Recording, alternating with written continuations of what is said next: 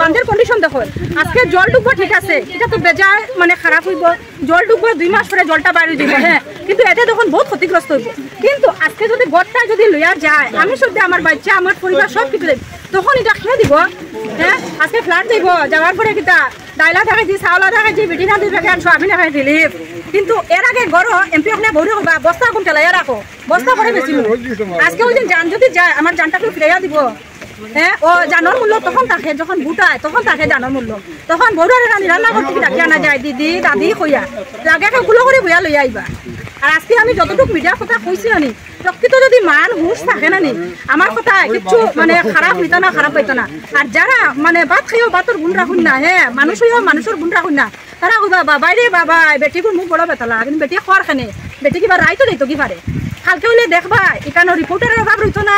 কোনো কন্ট্রাক্টরের অভাব হইতো না কোনো ডিপার্টমেন্টের অভাব হইতো না লাগে তারা মিডিয়া দেখাইয়া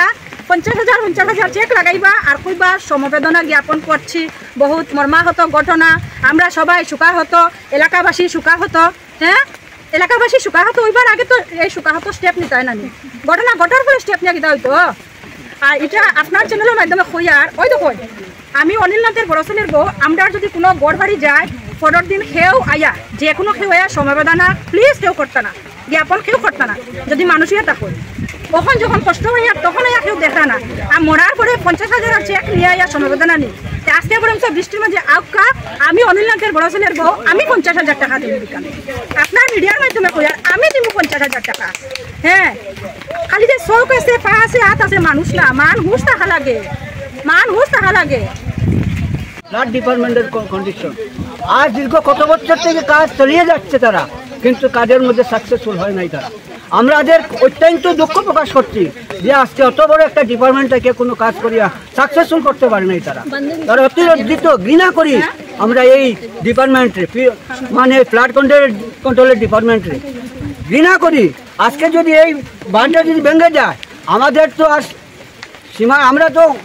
সঙ্গে সঙ্গে তো মারা যাব কিন্তু শিলচর শহরের অবস্থা কী হবে আজকে যদি এই নদীর জলে যদি ভেঙে যায় তাহলে আজকে আমরা কি দুর্দশা দুঃখ প্রকাশ করব কিন্তু আজকে যখন শিলচর শহরে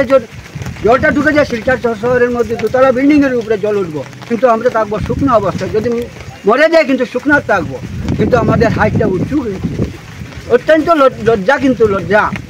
আজকে এই ফ্লাড কন্ট্রোলের ডিপার্টমেন্টের উপর আমরা ঘৃণা করি এত বড় ডিপার্টমেন্ট আজকে ভেঙে যেতে এই অবস্থা হয়েছে